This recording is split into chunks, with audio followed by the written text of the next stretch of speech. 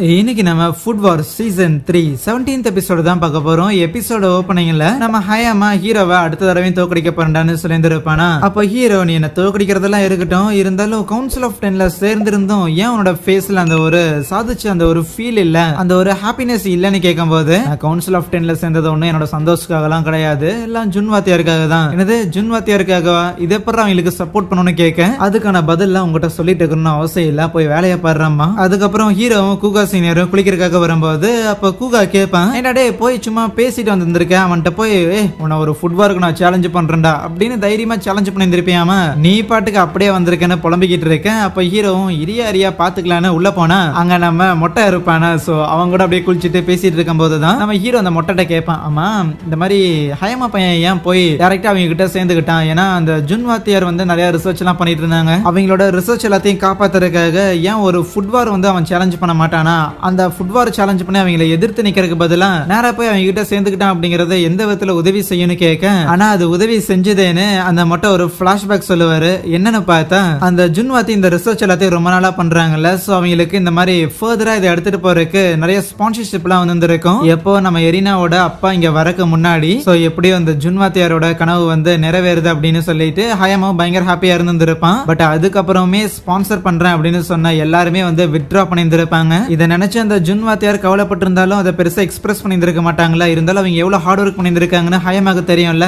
ஏன் ஸ்பான்சர் பண்ண மாட்டீங்க, ஏன் இதை வித்ட்ரா பண்றீங்க, ஏதாவது ரீசனபிளா ஒரு காரணம் சொல்லுங்கன்னு அவன் போன்ல கத்திட்டு இருக்கும் போது அப்ப அந்த போனை வாங்கி நம்ம எரினாவோட அப்பா பேசியிருந்திருப்பாரு, நான் இங்க இருக்கிற வரைக்கும் இண்டிபெண்டா எந்த ஒரு பாடியும் என்னால இயங்க விட முடியாதுன்னு. சோ அதுக்கப்புறம் இந்த விஷயத்த பத்தி ஹயமா நேரடியாவே போய் எரினாவோட அப்பா கிட்ட பேசலாம்னு பார்த்தாலும் அவரு நம்ம ஹயமாவை இன்வைட் பண்ணுவாரு, எங்க கூட வந்து சேர்ந்துக்கோன்னு, உனக்குன்னு ஸ்பெஷலா ஹை எக்யூப்மெண்டோட ஒரு கிச்சனை கூட நாங்க அலோகேட் பண்றோம்னு சொல்லும்போது அப்பயும் அந்த ஜுன்வாத்தியோட ரிசர்ச்சை வந்து கன்டினியூ பண்றதுக்கு அவனுக்கு விட மாட்டாங்க போலதான் தெரியும். நான் உங்களை ஃபுட் வார்லயே பாத்துக்கிறேன்டா அப்படின்னு ஹயமா சொன்னாலுமே ஸ்டில் அப்பயும் நம்ம எரினாவோட அப்பா, நீ ஃபுட் வார்ல கூட எங்களை தோக்கடிச்சிட்டு அந்த ஜுன்வாத்தியாரோட இந்த ரிசர்ச்சை நீ இதே இடத்துல வச்சிருந்திருக்கலாம், ஆனா அது உங்களால தொடர்ந்து நடத்த முடியுமா, முடியாது, அது நானும் விட மாட்டேன். சோ உனக்கு இருக்கிற ஒரே ஒரு சாய்ஸ் இந்த கவுன்சில் ஆஃப் 10ல வந்து ஜாயின் பண்றதான்னு சொல்லி அந்த மாதிரி தான் பார்த்தா அவனை ரெக்ரூட் பண்ணியிருந்திருப்பாங்க. சோ ப்ராபபிலி அந்த ஜுன்வாத்தியாரோட ரிசர்ச் வந்து ஸ்டாப் ஆயிடக்கூடாதுன்னு சொல்லிட்டு தான் நம்ம ஹயமா இந்த வேலையெல்லாம் பண்ணியிருக்கான்னு அந்த மொட்டை எக்ஸ்பிளைன் பண்ணி முடிக்க, இதெல்லாம் கேட்டு நம்ம ஹீரோவும் வேகமா பார்த்தா இந்த ஹயமா பையனை தேடுறதுக்காக போவான். எல்லா இடத்துலயும் சுத்திட்டு அவன் மாடியில நின்னுகிட்டு இருக்கேன். நேரா ஹயமா கிட்ட போயிட்டு, ஓகே நீ எவ்வளவு கஷ்டப்பட்டு இருக்கிற அப்படிங்கறதுல எனக்கு புரிய வருது, ஆனா உன்னை பார்த்த உடனே உனக்கு எதிராக நான் போட்டி போட போறேன் அப்படின்னு தெரிஞ்ச உடனே ஏற்கனவே உங்ககிட்ட 2 இடம் நான் தோத்து போயிருந்திருக்கேன், அந்த கணக்கு நேராக்கலாம் அப்படின்னு தான் நினைச்சேன், இருந்தாலும் உன்னோட ஜுன் வாத்தியாரோட அந்த ப்ராஜெக்ட் எல்லாத்தையும் சேவ் பண்றதுக்காக நீ ஒரு ஃபுட் வார் கூட போகல பாத்தியா, நீ கொஞ்சம் கூட நீ எதிர்த்து நிக்கவே இல்ல, உன்னை பார்த்தா எனக்கு பரிதாபமா இருக்குது, இந்த மாதிரி பரிதாபமான ஒரு நிலைமையில இருக்கும்போது உன் கூட போட்டி போட போறேன் அப்படின்னு நினைச்சா எனக்கே வருத்தமா தான் இருக்குதுன்னு சொல்லும்போது அப்பா ஹயாமா, உனக்கு என்ன வேணாலும் நீ பேசிக்கோ, ஆனா கண்டிப்பா நான் தோக்கடி பண்றான்னு சொல்லுவான். லைக் 2 பேரும் அந்த இடத்துல பயங்கர டிட்டர்மைண்டா இருக்கு. இது அந்த மொட்டையும் அந்த கூகாவும் ஒட்டு கேட்பாங்க.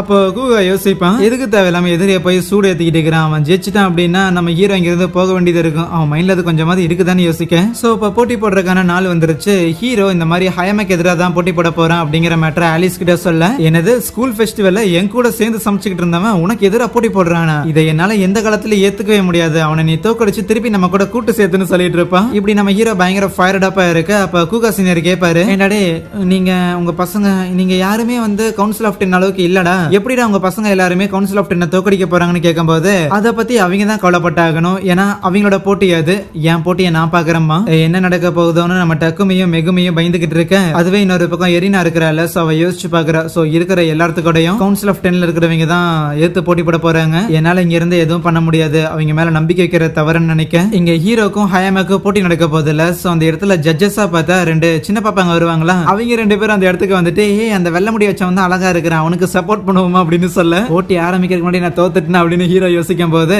அந்த கூகா பையன் மொட்டை கிட்ட போயிட்டு, குழந்தைங்களா எப்படா ஜட்ஜா வைப்பன்னு கேட்டா, யார பாத்துடா குழந்தைன்னு சொல்ற குட்டா பையல அப்படின்னு சொல்லி அவன் முடிவு பிடிச்சி இழுத்துக்கிட்டு இருக்க. அப்பதான் அந்த மொட்டை சொல்றான், சோ இந்த அகாடமியோட ரிசர்ச் சென்டர் இருக்குதுல்ல, சோ அந்த இடத்துல வந்து இந்த 2 பொண்ணுங்களுமே இருக்கிறாங்களாமா, வேலை பாக்குறாங்களாமா, ஸ்டாஃப்ஸ் ஆமா, இவங்களை செலக்ட் பண்ணது நம்ம ஆலிஸோட அம்மா தான் இருக்கும். சோ அடுத்தது 3வது ஜட்ஜ் யாருன்னு பார்த்தா அந்த இடத்துக்கு சோய் அப்படின்னு சொல்லி ஒருத்தர் வருவாரு, இவர் நம்ம ஆலிஸோட அப்பாவா இருக்கும். ஓ ஆலிஸோட அப்பா அப்படின்னா எரினாக்கு அங்கிளா, ஓ அப்படின்னா அந்த எரினாவோட தாத்தாவோட பையனா இவரு அப்படின்னு ஹீரோ ஃபேமிலி ட்ரீ போட்டு பார்த்துட்டு இருக்கும்போது அப்ப ஆலிஸோட அப்பா, யாரா இருந்தாலும் சரி, என் பொண்ணு ஆலிஸே இருந்தாலும் சரி, என்னோட ஜட்ஜ்மெண்ட்ஸ்ல என்னைக்கும் பாரபட்சமே இருக்காது, ஆனா இந்த உலகத்திலே அழகான பொண்ணுன்னு யாருன்னு கேட்டா அது கண்டிப்பா என் ஆலிஸ் குழந்தையா தான் இருக்கும் அப்படின்னு சொல்லி அவங்க ஒய்ஃப் மேலேயே குழந்தை மேலேயே பயங்கர பாசமா இருப்பாரு போல.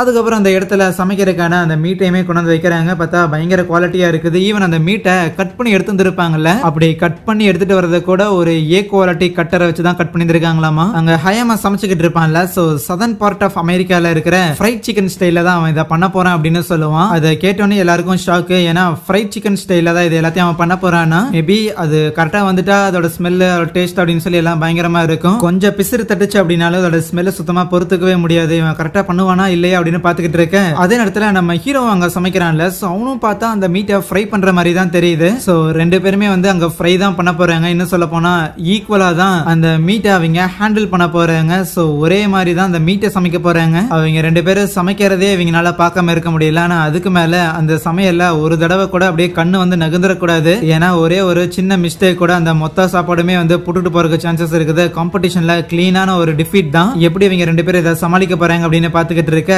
ஸ்பெஷல் ட்ரிக்கா நம்ம ஹயாமா அவனோட ஹோம் மேடா செய்யப்பட்ட அந்த மசாலா பொருட்கள் இருக்கும்ல அதை எடுக்கிறான். ஸ்மெல்லுன்னு வந்துட்டு அவன் தான். என்னடா பண்றான்னு ஹீரோ பாத்துக்கிட்டு இருந்தா, எதுக்குடா என் டிஷ்ஷை வேடிக்கை பார்த்துட்டு இருக்கிற? ஓ எனக்கு புரியுது, உனக்கு ஒரு பிளேட் தனியா செஞ்சு வைக்கிறேன், நீயும் சாப்பிடலாம், கவலைப்படாதன்னு சொல்லுவான். அவன் யூஸ் பண்றது சம்திங் ஏதோ ஒரு இஜிப்தியன் ஸ்டைல்ல இருக்கிற மாதிரியான ஏதோ ஒரு காரமான பொருள் போல. அதெல்லாம் ரெடி பண்ணிட்டு அந்த இடத்துல ஒரு கிரேவியை ப்ரிப்பேர் பண்ணி இருப்பானா. அது அந்த ரெண்டு பொண்ணுங்களும் சும்மா டேஸ்ட் பண்ணி பார்த்ததுக்கே அந்த கிரேவிக்கே வந்து மயங்கி போயிருவாங்க, எப்ப எவ்வளவு டேஸ்டா இருக்குதுன்னு. ஆனா ஹயாமாக்கு முன்னாடியே நம்ம ஹீரோ அந்த இடத்துல அந்த மீட்டை வந்து லைக் ஹாம்பர்கர் மாதிரி ரெடி பண்ணிட்டு அதுக்கப்புறம் அதை ஃப்ரை எல்லாம் பண்ணி வெளியே எடுத்துருவான். சரிடா ஹயாமா நீ சமைச்சிட்டு வா, நான் போய் பரிமாறுன்னு சொல்லிட்டு அவங்களுக்கு உணவு கொடுக்க நம்ம ஆலிஸோட அப்பாவுமே அது ஒரு ஹாம்பர்கர் ஃப்ரை பண்ணி தானே வச்சிருந்திருப்பான். சோ அதை அப்படியே எடுத்து சாப்பிடுறாரு. அந்த ரெண்டு பொண்ணுங்களுக்கு அது ரொம்ப பிடிச்சிருக்குது. ஈவன் ஆலிஸோட அப்பாவுமே பரவாயில்ல இது பயங்கர இன்ட்ரெஸ்டிங்கா இருக்கு, ஆனா எதுக்கு நீ போன் கிட்ட இருக்கிற மீட்டை கூட யூஸ் பண்ணிருக்க அப்படின்னு கேட்பாரு. ஏன் அப்படின்னா போன் கிட்ட இருக்கிற வரைக்கான மீட் இருக்குதுல்ல, சோ அந்த அளவுக்கு திக்கான மீட்டை எடுக்கும் போது அதுதான் கரடியிலேயே வந்து ரொம்ப ஸ்மெல் அடிக்கக்கூடிய பார்ட்டாமா. சோ